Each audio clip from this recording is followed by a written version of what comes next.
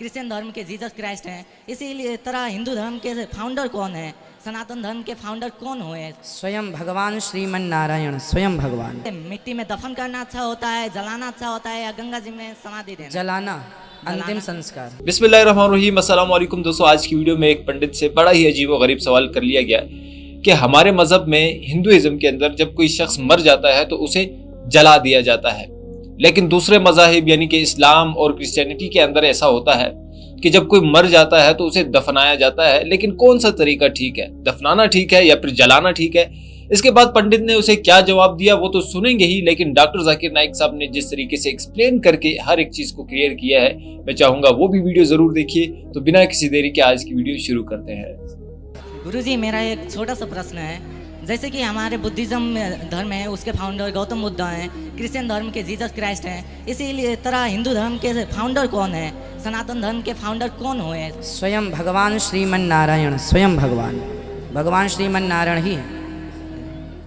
और दूसरा प्रश्न मेरा ये था महाराज कि जैसे कि कोई भी इंसान की जब मृत्यु हो जाती है तो उसे मिट्टी में दफन करना अच्छा होता है, जलाना अच्छा होता है, या गंगा जी में समाधि देना? जलाना, अंतिम संस्कार। क्यों अच्छा होता है, वो कुछ व्याख्या कर दीजिए महाराज। क्योंकि पंच तत्वों से शरीर बनता है। जी हाँ। अग्नि ही एक ऐसा तत्व है जो पांचों तत्वों को पांचों में लीन कर देता है। कैसे? कैसे? जैसे हम जलते हैं, जब कोई मरने के बाद जलता है जी हाँ, तो शरीर में जो अग्नि तत्व है, अग्नि में जलने से वह अग्नि तत्व अग्नि में मिल गया। बोलो हाँ। हाँ। वायु तत्व निकल के वायु में मिल गया। बोलो हाँ। हाँ। जल तत्व भाप बन के उड़ गया। जी हाँ। हाँ। बचा आकाश तत्व, तो आकाश तत्व आकाश में, फिर बची मिट्टी तत्व तो राख बच गई। जी हाँ।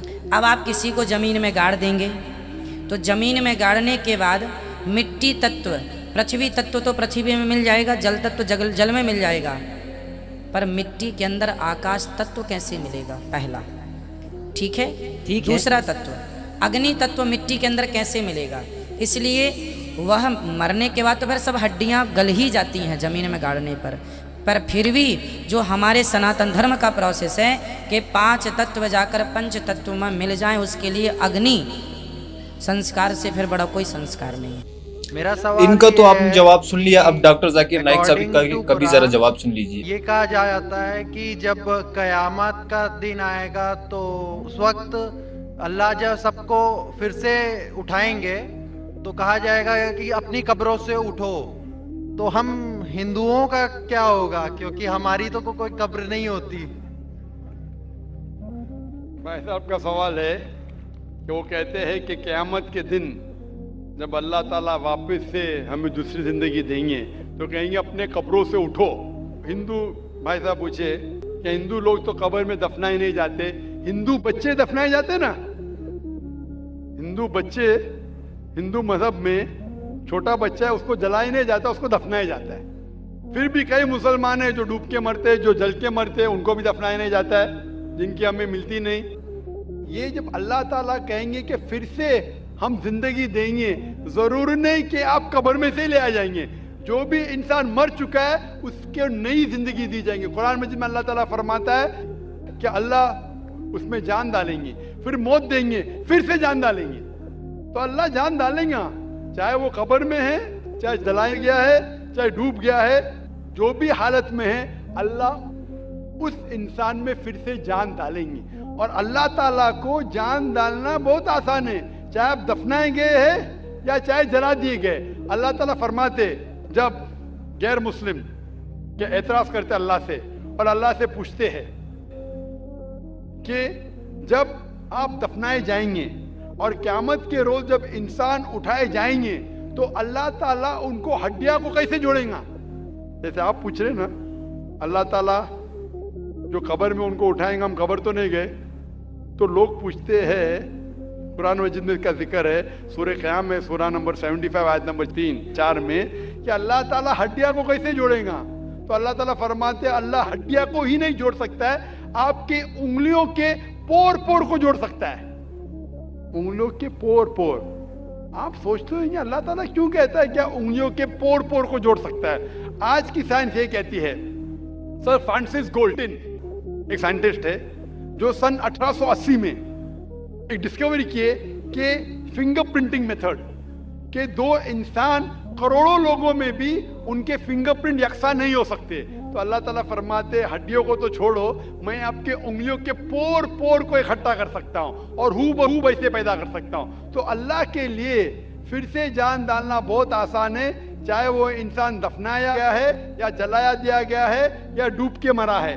अल्लाह को फिर से जान डालने में, चाहे वो मुसलमान मरा या हिंदू मरा या ईसाई मरा, अल्लाह को जान डालने में बहुत आसान है, कुन फयकुन। और फिर से हमें नई जिंदगी दी जाएंगी और फिर हिसाब किताब किया जाएगा। और हिसाब किताब में अगर आप अल्लाह के अहकामात पे अमल किए तो इंशाअल्लाह आप जन्नत में जाएंगे, इस दुनिया के इम्तिहान में सफलता पाएंगे। लेकिन अगर उनके अहकामात पे आपने नहीं चले, उनके मुताबिक नई जिंदगी बसर करे, तो आप इस जिंदगी में सफलता नहीं पाएंगे। Hope the answer the question. मेरा नाम देव कुमार शाह उर्फ रंजन, मैं लाइन महावीर स्थान किशनगंज का रहने वाला वार्ड नंबर 17 का व्यक्ति हूँ। खगड़ा में मेरा किराना दुकान का व्यापारी भी हूँ। मेरा सवाल सिर्फ एक है कि सनातन क्या है, सिर्फ सनातन क्या है, मैं यही जानना चाहता, जिसके कारण मैं आपके द्वार पर और यहाँ इजलास महफिल में मैं आपके सामने क्वेश्चन रखा हूँ। भाई साहब ने पूछा है कि सनातन की मानी क्या है। पूरा सनातन धर्म, सनातन मतलब एक ही खुदा में मानना। सनातन धर्म जैसे मैंने कल भी कहा, स्वामी दयानंद सरस्वती ने शुरू किया था। और सनातन धर्म मतलब वो कहते हैं कि अगर आपको जानना है कि ईश्वर क्या है और धर्म क्या है, तो सबसे ऊंची किताब वेद के ऊपर अमल करना चाहिए। तो इनने वेद की तहकीक करने के बाद ये साबित किया कि ईश्वर का डेफिनेशन क्या है वेद और उपनिषद के जरिए। और जैसे मैंने कल भी कहा और परसों भी कहा कि जब आप पढ़ते छंदोग्य उपनिषद चैप्टर नंबर 6 सेक्शन नंबर 2 श्लोक नंबर 1, एकम एविदित्यम, खुदा एक ही है, भगवान एक है, दूसरा नहीं है। लिखा है श्वेताश्वेतर उपनिषद में चैप्टर नंबर 6 श्लोक नंबर 9, ना चस्य कसिच जनिता न जदीपा। उस ईश्वर, उस भगवान का कोई रब नहीं, कोई वालदेन नहीं।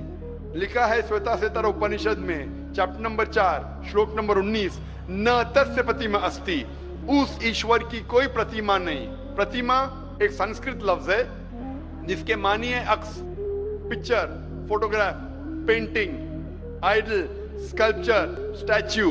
उस ईश्वर, उस भगवान की कोई प्रतिमा नहीं, कोई अक्स नहीं, कोई पिक्चर नहीं, कोई पेंटिंग नहीं, कोई फोटोग्राफ नहीं, कोई स्टैच्यू नहीं, कोई आइडल नहीं। यही चीज लिखा है यजुर्वेद के अंदर चैप्टर नंबर 32 श्लोका नंबर 3, न तस्य प्रतिमा अस्ति, उस ईश्वर, उस भगवान की कोई प्रतिमा नहीं, कोई अक्स नहीं, कोई पिक्चर नहीं, कोई पेंटिंग नहीं, कोई स्टैच्यू नहीं, कोई पोर्ट्रेट नहीं। और जो ब्रह्मा सूत्र हिंदुइज्म का, एकम ब्राह्म द्वितीया नास्ते नेना नास्ते किंचन, भगवान एक ही है, दूसरा नहीं है, नहीं है, नहीं है, जरा भी नहीं है। तो अगर आप ये जान ले कि भगवान एक है, उसका अक्स नहीं है और सिर्फ उसी की इबादत करना चाहिए, ये मेन ऑब्जेक्टिव है सनातन धर्म का। तो आप समझ चुके सनातन धर्म क्या है भाई साहब? फिलहाल कुछ बोलना चाहेंगे? हाँ बोलिए भाई साहब। सनातन धर्म एक में मानव रूप में इस धरती पे आता है, वो सनातन होता है। और सनातन का कोई धर्म नहीं होता। भगवान एक होते हैं, उसकी शाखाएं होते हैं। जैसे एक वृक्ष पे उसके टहनियां होती है, उसके पत्ते होते हैं, उनमें फल होते हैं, उसी तरह धर्म में भी सनातन, हर व्यक्ति इस धरती पे जो भी जन्म लिया है वो सनातन है। उसका ऊपर वाले को मानने वाला जो व्यक्ति होता है, उसकी शाखाएं अनेक होते हैं। भाई साहब, भाई साहब, ईसाई है। भाई साहब, जो भी आप बात करते हैं, मैं जो बात करता हूँ हवाला देता हूँ, वेद यजुर्वेद चैप्टर 32 श्लोक नंबर 3। कुछ भी बोलूं, मैं बोलूं 2 + 2 5, 2 + 2 6, तो मुझे हवाला तो देना पड़ेगा ना। आप जो बोल रहे कुछ कुछ लिखा है मनुस्मृति, इसके अंदर जानता हूं मैं जो बात कर रहा हवाला देके एकदम ब्रीफ में कह रहा हूं। आप जो बोल रहे, मैं ये नहीं जानना चाहता हूं आप क्या मानते हैं। इसीलिए मैंने कहा कि धर्म को जानने के लिए धर्म के मानने वालों को मत देखो, धर्म के शास्त्रों को देखो। तो मैं यह सुनने के लिए नहीं आया हूं आप क्या मानते हैं सनातन धर्म में। मैं ये जानना चाहता हूं आपकी धार्मिक किताबें क्या कहती है। अगर मैं हर एक की बात सुनने लगूं, या लाखों लोग हैं, 5 से 10 लाख का मजमा है, कि वो क्या कहना चाहता है, तो फायदा क्या है। आप समझ रहे ना। तो जो भी आप जवाब देते हैं, अगर आप कहते हैं तो आप हवाला भी दो। आप हवाला दो भगवत गीता का, उपनिषद का, वेद का, फिर बात करो। खाली बात करने में क्या फायदा। हवाला दीजिए, बात कीजिए, फिर आपको पता चलेगा क्या सही और क्या गलत है। तो जी हाँ दोस्तों, वीडियो आपने देखी। होपफुली आज की वीडियो आप लोग को जरूर पसंद आई होगी। मजीद इसी तरह की वीडियोस देखने के लिए हमारे चैनल को जरूर सब्सक्राइब कर लें और बेल नोटिफिकेशन को ऑन करना बिल्कुल मत भूलिए। मिलते हैं एक और वीडियो में, तब तक के लिए दीजिए इजाजत। अल्लाह हाफिज़।